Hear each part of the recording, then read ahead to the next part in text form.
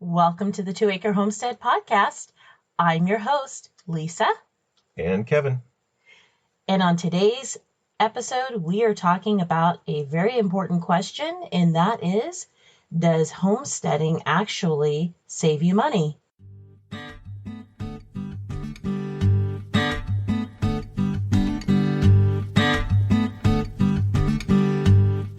Welcome to the 2 Acre Homestead. Come along with us on our journey from a small suburban homestead lifestyle to our new lifestyle, homesteading in the rural countryside of southern Arizona. We'll share with you our tips, tricks, successes, and failures from both our past suburban lifestyle to our new rural lifestyle, all on the 2 Acre Homestead.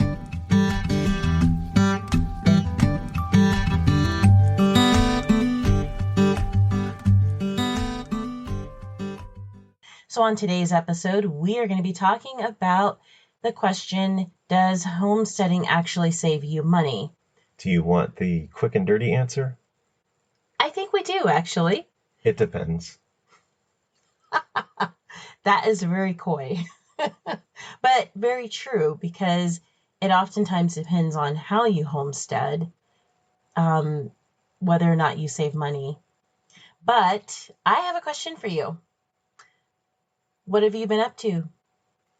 So I think the best way to describe it right now is we're swimming in chickens. We have about 75 chickens right now. We're getting ready to, in a few weeks, cull our meat birds. Mm-hmm. But it'll be a little bit easier after that. But just before that, we were setting up a lot of infrastructure for the chickens, for the rabbits, new rabbit tree. And I think we're waiting for rabbits to kindle. And between those events, we actually were able to get away for a few days, so that was nice. Yes, we did. Last week, we were actually on vacation. Proud to say that we still had an episode for you guys. But it was a really good vacation. We got a chance to go up in northern Arizona, so we got a chance to see some snow and just relax. And it was a good time for us to take a break on the homestead. So then I guess the question for you then is, what's new in your neck of the woods? Good question. I have been just crazy busy really busy trying to get prepared for the upcoming preservation season, harvest season, and making sure I have all of the tools that I need to preserve all of our food. And I've also just been from sunup to sundown. On some days, I have been in the gardens with kids in tow, trying to get the seeds and seedlings and garden rows and garden beds. And I've really been busy on our kitchen garden or a potager garden. I've just been really super busy with gardening and getting ourselves up and ready for this upcoming preserving year. Awesome. Yeah. And then I've also been working on our magazine. So we have had the luxury of getting our website redesigned, and that is soon to be launched. And also our brand new magazine is getting a bit of a facelift, and we are moving our magazine from a monthly magazine to a quarterly magazine. So that means it's going to be a lot more pages, and so there's a lot of editing, there's a lot of photo shoots, just a lot of busy work around our little magazine there. And thank you to everybody who has subscribed to our magazine. And if you would like to learn more about our online magazine, which goes a lot more in depth on things than we do here on our podcast, head on over to our website, the2acrehomestead.com, and you'll be able to sign up for our quarterly magazine. Sounds good. So yeah, there's never a dull moment on the homestead, huh? No. So to kind of continue with this topic, does homesteading save you money? We said it depends, but when we were planning this podcast out, talking it through, we said that how you homestead dictates how much money you spend. So maybe you could Hmm. talk a little bit about that. Well, yeah, because everybody can homestead in different ways. And so it depends. If you're in an urban setting, you may not have to worry about as much physical infrastructure as somebody who homesteads on acreage. And there are things that, when you live on acreage, that you may not think about when you're homesteading in suburbia. And so it's just it really does depend. I mean, there are questions that you have to ask yourself, you know, like for example, water. Are you on a well? Because if you're on a well, then you don't really have to pay a water bill, let's say. You know, are you off grid? That's a whole different level of homesteading right there, being off grid. But there's infrastructure that you have to pay up front. So it really does depend just on how you want to homestead. Right. Then our next thing that we talked about is it depends because do you have things planned out? So there's kind of three bullet points there that might help when it comes to this topic. So the first one is having ample supplies. So whether you're in an urban setting or you're on acreage like we are, um, for example, on our property, we didn't have some of this infrastructure for the chickens, for rabbits, and so on. Mhm. When you're starting a project, you got to think through what do you need for, let's say, for instance, housing of animals and so on. Um, I guess I was thinking of this illustration. You're going to have, let's say, a room in your house tiled. They always tell you figure out the square footage and figure out exactly how much tile you need, how much grout and all that, and then maybe add 15% more because tiles are going to break and whatnot. So kind of that same concept. You're building infrastructure, you're building some little fences for your potager garden, whatever it is. You got to plan things through and then um, ramp that up a little bit as far as the amount of supplies.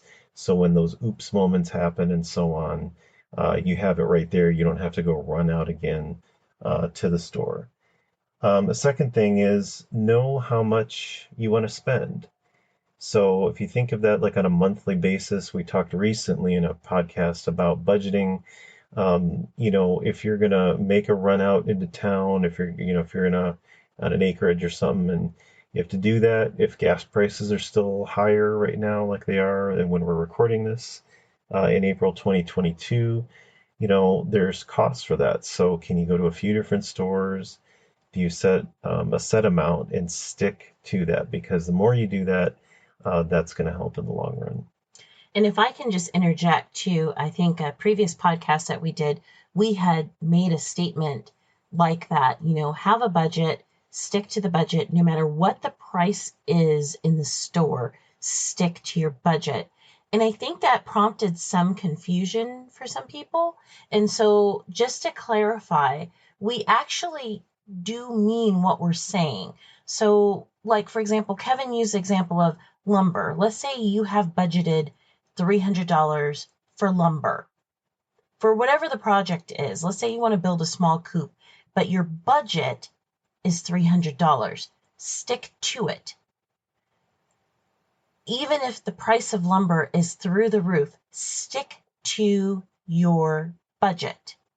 Because what that's going to do is it's going to create two things for you.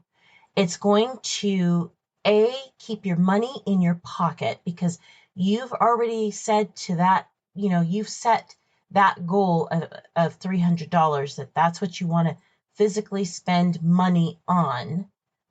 And if the price of the lumber is more than that, then by sticking to your budget, the second thing is going to happen, and that is it's going to create creativity. It's going to make you get creative Like, for example, could you go on Craigslist and see if somebody's getting rid of crates, wooden crates for free? Can you take those crates, break them down? That's wood that's in those crates are made of wood. Can you take those crates, break them down, and use that wood? Yeah, and that was something that I did recently as far as building a secondary coop. We had additional layers that we wanted to add to our flock, and I had some extras on hand. Now, you go on the internet, you want to find plans for chicken coops. Oh, there's a lot of pretty chicken coops out there. They have nice little windows and doors and, fans and all these little things, but this particular coop was already in an enclosed area. And instead of building it with nice, siding and put, trim around everything, I Mm-hmm. used what's called OSB or oriented strand board. It costs a heck of a lot less. Mm-hmm. And the chickens don't care what it No, looks like, and it serves its purpose. as long as it's painted for your sanity, they don't care. As long as it's painted for our sanity, for cleanup purposes, they don't really care if it's made of OSB, and neither does anybody else. Right. So knowing how much you want to spend is going to help you stay on target. Also, it's not just how much you spend, but then knowing when you want to spend that money. So a previous episode we talked about, I think you used the term or the phrase, we work in months. And I like Mm-hmm. that phrase because we knew that we were going to in a certain month we were going to have additional meat birds, we're going to have additional hens on the property. We needed that infrastructure, so we planned that out. We knew that, okay, so we need to buy the supplies, have them on hand. And then I needed to think about things like, what does my time look like? Working full time, at least Mm-hmm. right now, it's harder because I have to plan more of that stuff on the weekends. So I have to split that up into several weekends maybe. So point is knowing when, how much time you have available to work on it, and then do it so you're not stressed out, so it's ready to go when you need it. And also, on that note of when to spend, you also want to think about when is the best time to buy whatever it is that you need. Everything is upside down in the economy these days, but normally there are ebbs and flows to when things go on sale, when things are full price. I'm just going to use canning jars as an example. Usually canning supplies, you can get them discounted later in the canning year. So, going into the fall, the very early parts of fall, late summer, those are usually the best time to buy those supplies because most retailers are wanting to get rid of them because they know the canning season has come to an end and they want to turn their attention to the Thanksgiving, Christmas holiday season. So those things are going to go on sale. So that's the best time to buy those supplies. So knowing the ebb and the flow of when things go on sale also is a good thing because then you can get things at a discounted price, and that's also saving you money when you are homesteading. Okay, good. So we've talked about how you homestead dictates how much money you spend. And then having things planned out can definitely help. That can be a factor. Also, creating a budget. We talked about that on a previous episode. What do you want to add as far as that? Stay with us. We'll be right back. Are you looking to build a homestead from the ground up? Or maybe you're looking to build an off-grid dream home, a vacation home, or maybe just a piece of land to call your own. Visit yourcheapland.com to buy rural land in the wide open spaces of southwestern United States. When you visit yourcheapland.com, they're here to help you, and with their help, you can do this. you can take your dream of owning land and make it a reality. Most down payments are only $294, including the document fee. Remember, everyone qualifies for financing at yourcheapland.com. Head on over to yourcheapland.com and start making those dreams come true. And now, back to our podcast.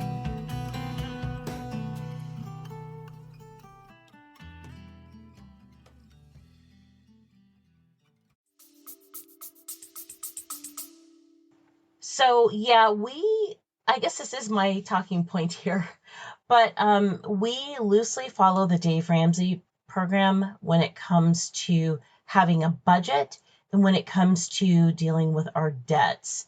We're happy to say we practically have no debt, but when you are trying to get yourself into a position that you are debt free, we like his program because of the debt snowball situation that you create. So basically, it is a situation where you are paying one thing off. Let's say, whatever, it was a small credit card and it was $100 a month that you were paying on that credit card. You paid it off.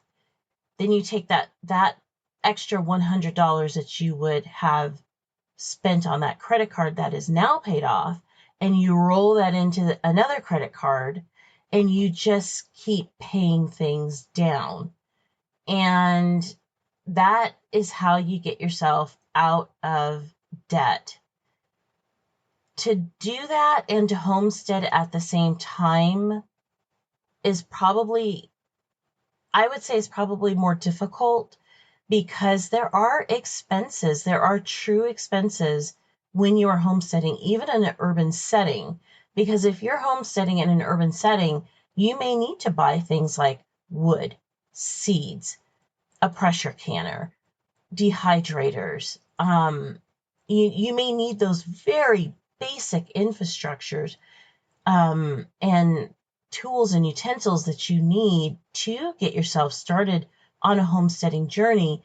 You need to have a little bit of a budget for that. So, you really need to get yourself out of debt first, and then, start down your homesteading journey. Yeah, I agree. And when it comes to knowing what those expenses are going to be, as far as your homesteading and your homesteading journey, it's a good idea to know a breakdown of what you need to spend. So, an example. So we've talked about raising animals. How much does that animal food cost? A lot of people, you rely, and I think what we've talked about since the 50s, people rely a lot on the feed, how do you say it? The feed bags that you buy, whether it's a feed store or whatnot, right? We talked in a previous episode of maybe some other creative ways, like can you grow animal food that might be able to help reduce those costs. So there's, food. Then there's animal supplies, and without going into too much detail, I mean, they need to drink water, right?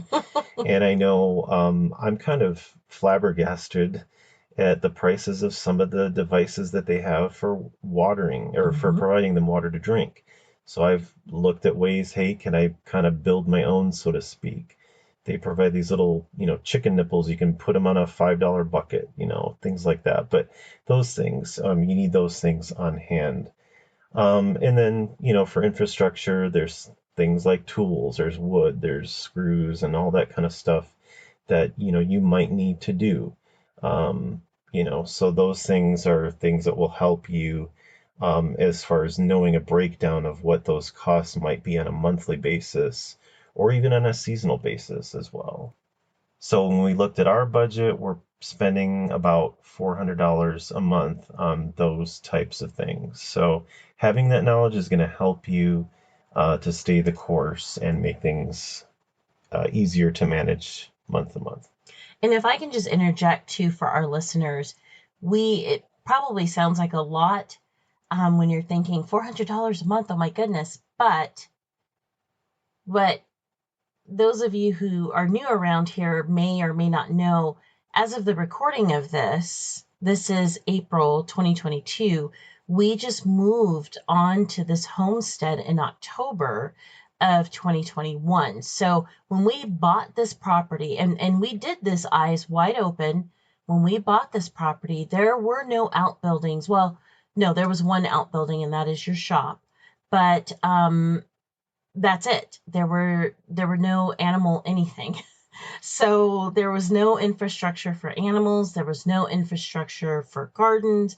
There was nothing. It was basically a blank slate. Right, which brings to mind something too. We're talking a bit about the monthly expenses and these from time to time these things that may come up, but there's one-time purchases, there's one-time things that you have to spend on. So when we moved to the property, like you were talking about, and this was new for us to be on acreage, we needed fencing.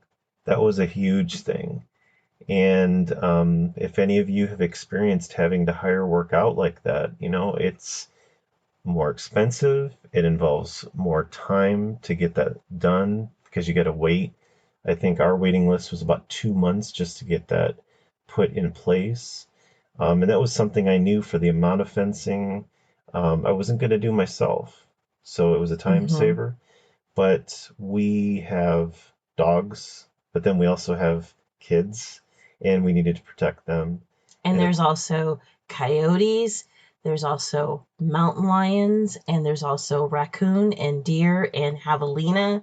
And did I name all of the wildlife that we've been able to see? I think so.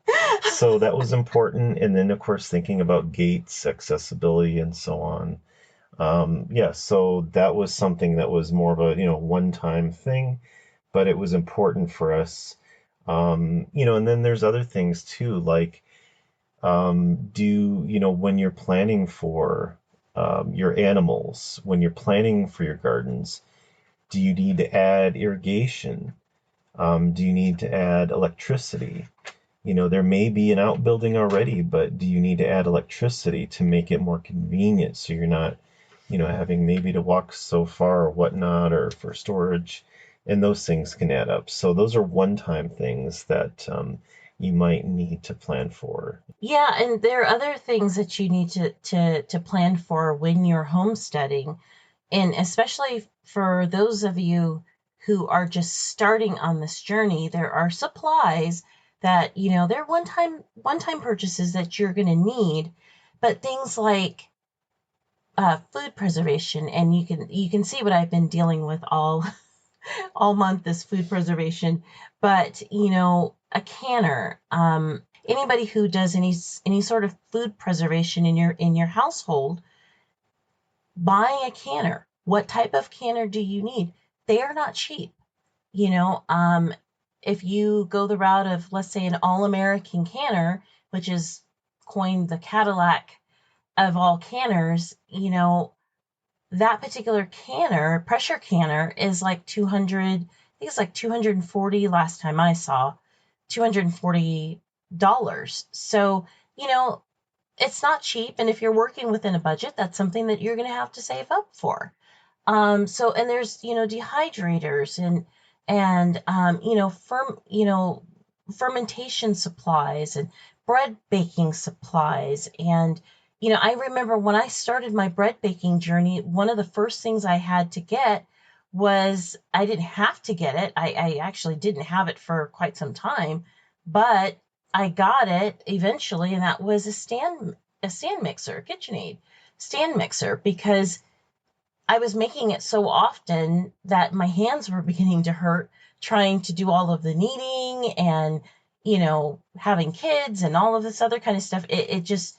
I finally had to break down and get that, but that was a one-time purchase. I'm not going to be buying it all the time. And there was also an accessory that we added to it to allow you to grind wheat berries, right? And that helps because, cost of food's going up. And so we were able to buy wheat berries, have those on hand, and they store longer. So now you can do that as well. So when you have these one-time purchases, it's not to make you feel like, well, goodness, this is going to be just the most expensive thing to do is to homestead. Eventually, when it comes to homesteading, initially it can be expensive. And that's really what we're trying to say, is that it can be expensive up front. But just like anything in life, homesteading is an investment. And if you look at it as an investment, then what you'll see is as the years go on, things money that you initially put up front, now it's starting to become free. For example, I'm just going to use a set of canning jars. So, you go to your local Walmart and let's say you get a package of pint-sized jars, okay? That is going to cost you probably US dollars around $12 for a box of canning jars. However, as you're gardening and as you're growing through the years, your first year, that jar cost you $12. The next year, presuming that you're saving your seeds properly, now you're growing free food in your garden. And guess what? Now the cost of that canning jar or those canning jars is not $12, but now it's $6. And the following year, it becomes free. So as time goes on, it becomes less and less and less expensive because you're not putting in as much money as you need to in the infrastructure of things on your homestead. And going along with that, I was thinking of this because I know people I've worked with have asked, well, isn't it just cheaper to buy this at the store? It's a matter of perspective. So I heard somebody talk about, let's say, raising chickens. How much does it cost? How much does your dozen of eggs that you get end up costing you? And you do the chicken math, right? You add up all the costs of the feed. I guess if you want, you could add the water and all these things. You could forgo looking at the initial costs on some of this stuff and whatnot. What if you arrive at this conclusion that, well, for this particular thing that I'm thinking of, yes, it costs more than it would if I go buy it at the store. But it comes to this. What is your why? I know that's another thing we've talked about in the past. It could be that, okay, so maybe these eggs, for example, cost a little bit more, but am I in control of how those chickens are being fed and raised? And, you can do research on some of these commercial egg producers and so on, and you can understand, maybe why those costs are less, why it costs less to buy that stuff. But is it going to provide you a healthier food source for you and your family? So it's not necessarily just about costs. You could go down that road if you want to, but sometimes it's not about that.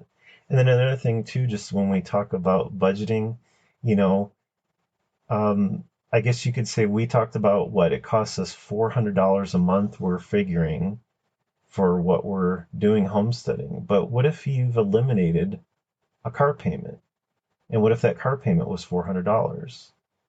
So it's a matter of perspective. And I think that's something to think about too when you try to answer that question. Is it more expensive?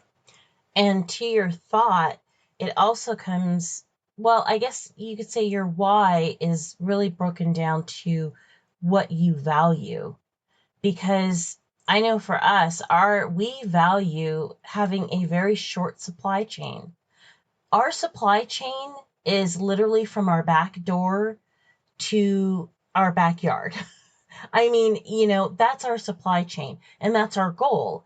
Our goal is to grow all of our own vegetables and to hopefully one day produce all of our own meat. We're just about there.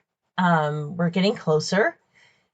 We have some animal projects coming up next year that will actually correct all of that. So we're super excited about that. But, having all of our vegetables, all of our own meat, and then one day having all of our own dairy, those are shortened supply chains. Do they cost more? Maybe, but they are more valuable to us because, like you said, we're in control. We know where that animal has been. We know where those vegetables have been. A lot of times people say, well, can't you just buy organic food? Well, organic is not organic anymore. Um, you know, there's a lot of things that are marked organic, but maybe they were picked at, a time where they're not ripe. Like I think I've heard it said a tomato is not really a tomato because when you go to the store and you buy even an organic tomato, that tomato has been picked when it was green, chemically ripened and marketed, chemically ripened in a foreign country, marketed to the US as, oh, this is USDA organic, and you're eating something that is not really healthy and beneficial for you. So it really comes down to, what do you value? I think that's good. So if we were to just sum up some of the points that we've talked about, answering that question, does homesteading save you money? We started up by saying, well, it depends, but how you homestead really dictates how much money you spend. It helps if you can plan things out. It helps to create a budget, and then looking at a breakdown of how much do you really need to spend on your homestead, gardening, animals, other things, and those things will really help you out. And when it comes to budgeting, again, we talked about there are sometimes these initial one-time things that you have to do. Those are things that you need to plan as well. And then knowing when to spend on those items as well. There are times of the year maybe you can save money. So those things can all really help you to answer that question, does homesteading save you money? So we're really glad that you were able to spend some time with us on this episode of the 2 Acre Homestead. Again, we're your hosts, Kevin And Lisa. and until next time, Be safe out there.